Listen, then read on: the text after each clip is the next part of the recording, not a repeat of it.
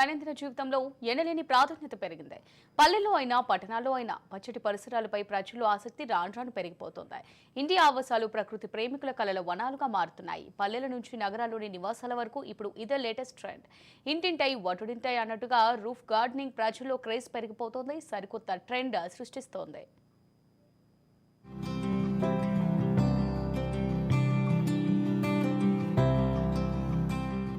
రోజు రోజుకు పెరుగుతున్న కాలుష్యం ప్రజలను ప్రకృతి ఒడికి చేరువయ్యేలా చేస్తోంది. ఓవైపు ఉష్ణోగ్రతల నుంచి ఉపశమనం కోసం, మరోవైపు ఆహ్లాదకరమైన వాతావరణం కోసం ప్రతి ఒక్కరూ తమ నివాసాల్లో మొక్కలు పెంచుతున్నారు. పట్టణాలు, నగరాల్లో స్థలాభావం కారణంగా మిద్దెలపై మొక్కలు పెంచడం వైపు ఆసక్తి చూపిస్తున్నారు. దీనికి తోడు గ్రీన్ సిటీస్, గ్రీన్ హౌస్ అనే కాన్సెప్ట్తో ఇప్పటికే అత్యాధునిక సౌకర్యాలతో సరికొత్తగా బిల్డింగ్ డిజైన్లు వెలుస్తున్నాయి. దీంతో నగరవాసుల, ప్రకృతి ప్రేమికుల నివాసాలు పచ్చదనానికి ఆవాసాలుగా మారుతున్నాయి. అపార్ట్మెంట్ కాంప్లెక్స్ల నిర్వాహకుల నుంచి ఇండివిడ్యువల్ ఇళ్ల వరకు గ్రీనరీకి ప్రాధాన్యత ఇస్తున్నారు.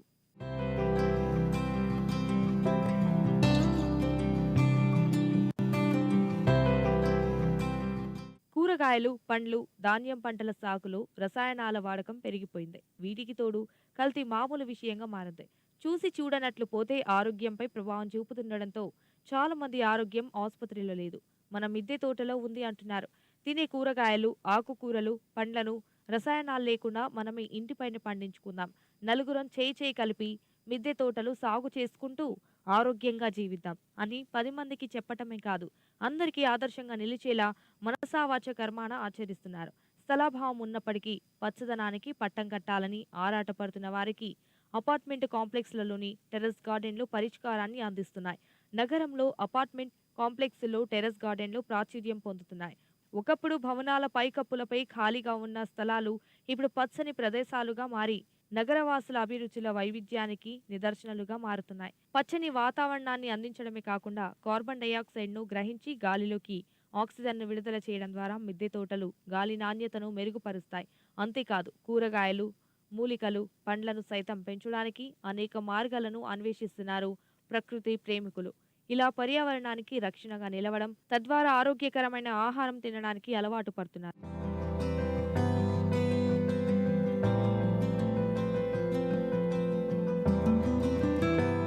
ఇంటి తోటల పెంపకం ఒక మంచి వ్యాపకమే కాదు, ఆరోగ్యకరమైన జీవనశైలికి ఉత్తమ మార్గంగా చెప్తున్నారు. ఢాబాలు, బాల్కనీలు, పెరడు, లోగిళ్లను హరితమయం చేసుకుంటూ కెమికల్ ఫ్రీ కూరగాయలను పండించుకుంటున్నారు. అలాంటి వారిలో ఒకరిని ఈరోజు మీకు పరిచయం చేస్తోంది రాజ్ న్యూస్.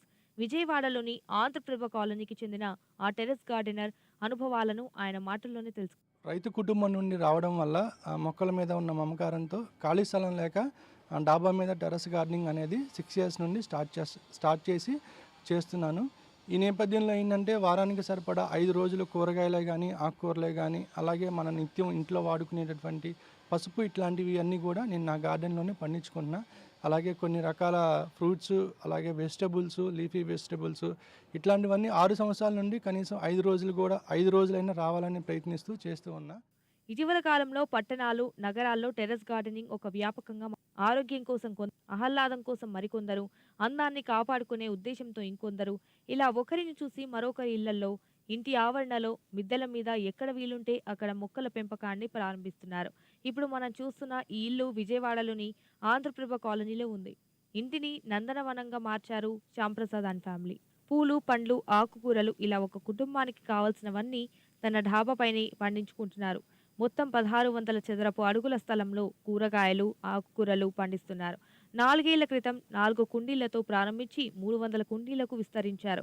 యాంత్రికంగా మారిన నేటి జీవన శైలిలో మొక్కల పెంపకం వల్ల ఒత్తిడి భారం తగ్గుతుందని తన అనుభవాలను తెలియజేస్తున్నారు. చాలామందికి మొక్కల మీద ఉన్న ఇష్టంతో మొక్కలు పెంచాలని ఉంటుంది. కాకపోతే డాబా మీద పెంచడం అనేసరికి స్లాబ్ పాడైపోతుంది, లీక్ అవుతుంది, అలాగే బరువు ఎక్కుతుంది. ఇట్లాంటి సమస్యలతోటి ఎవరు కూడా స్టార్ట్ చేయట్లేదు. మీరు మన గార్డెన్ గమనిస్తే కనుక స్లాబ్కి ఎటువంటి ప్రాబ్లం లేకుండా కుండీల కింద స్టాండ్లు ఉంటాయి. అలాగే నెక్స్ట్ ఇంకోటి ఏంటంటే కుండీల్లో మట్టి బరువుగా ఉండకుండా కోకోపీట్ కానీ, వరి పొట్టు కానీ ఇట్లాంటివన్నీ కలుపుతూ ఉంటాం. దీనివల్ల ఏంటంటే సాయిల్ వెయిట్ తగ్గుతుంది. నెక్స్ట్ ఏంటంటే మనకి సాయిల్ కూడా చాలా లూజ్గా ఉండడం వల్ల మొక్క వేరు వ్యవస్థ పెరిగి మొక్క కూడా ఆరోగ్యంగా పెరుగుతుంది. రిటైర్ అయిన ఉద్యోగులు, పెద్దవాళ్లు, ముఖ్యంగా గృహిణులు కూరగాయలు, పండ్ల మొక్కల పెంపకాన్ని హాబీగా మార్చుకుంటున్నారు. సేంద్రియ ఇంటి పంటలు, మిద్దె తోటల కల్చర్ను మరింత విస్తరించే ఉద్దేశంతో సంఘాలు కూడా ఏర్పాటవుతున్నాయి. సోషల్ మీడియా వేదికగా వాట్సాప్, టెలిగ్రామ్ తదితర వేదికలలో గ్రూపులు ఏర్పాటు చేసుకుని తమ అనుభవాలను షేర్ చేసుకుంటున్నారు. సంఘాలుగా ఏర్పడి సేవలు పొందుతున్నారు. ఉత్సాహవంతులు వాలంటీర్లుగా మారి గూగుల్ ఫామ్స్, ఎక్సెల్ షీట్ ద్వారా సభ్యులకు కావాల్సిన మొక్కల ఆర్డర్ తీసుకుని మొక్కలను తెప్పిస్తున్నారు. వంగ, టమాటో, మిరప, సోర మొక్కలతో పాటు పర్పుల్ క్యాబేజీ, ఎర్రబెండ, ఎల్లో పర్పుల్ కాలీఫ్లవర్ వంటి అరుదైన నాణ్యమైన మొక్కలను నర్సరీల నుంచి తెప్పించి మిద్దె తోట పెంపకందారులకు మూడింట ఒక వంతు ధరకి అందిస్తున్నారు. రైతులు పురుగు మందులను చాలా ఎక్కువగా వాడాల్సి వస్తోందని మిద్దె తోటల పెంపకందారులు చెప్తున్నారు. దీనికి రైతులను తప్పుపట్టలేని పరిస్థితి.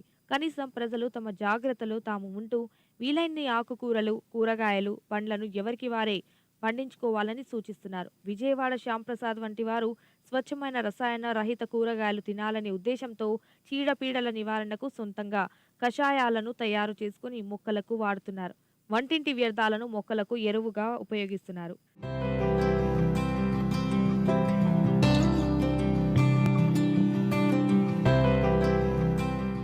కూరగాయలు, ఆకుకూరలు, పండ్ల మొక్కలు పెంచుకోవడానికి పొలము, స్థలము లేకున్నా ఇంటి మిద్దెలపైనే కాదు ఏ కాస్త ఖాళీ స్థలం కనిపించినా కుండీల్లో మొక్కలు పెంచుతున్న వారి సంఖ్య బాగా పెరిగిపోతుంది. హైదరాబాద్ నగరంలో మిద్దె తోటల మీద సాగు విస్తీర్ణం 70,000 ఎకరాలు దాటింది. అలాగే విజయవాడ, గుంటూరు పరిసరాల్లో కూడా వేల ఎకరాల విస్తీర్ణంలోనే సాగవుతోంది. మిద్దె తోట నిర్వహణ ఎంతో సంతృప్తిని ఇస్తుంది. రసాయనాలు లేని ఉత్పత్తులు ఆరోగ్యానికి ఎంతో మేలు చేస్తాయనే విషయాన్ని గుర్తించిన వారంతా మిద్దెలపై మొక్కలు పెంచుకుంటున్నారు. ఏ ఆహారం తింటే ఏమవుతుందో అనే భయం ఉన్నవారు మిద్దె తోటల పెంపకం మొదలుపెట్టాక భయాన్ని జయించి అనారోగ్యాలకు దూరంగా ఆహ్లాదకంగా గడుపుతున్నారు. జీవితాన్ని ఆనందమయం చేసుకుంటున్నారు. ఆరోగ్యమే మహాభాగ్యం అంటూ 10 మందికి ఆదర్శంగా నిలుస్తున్నారు.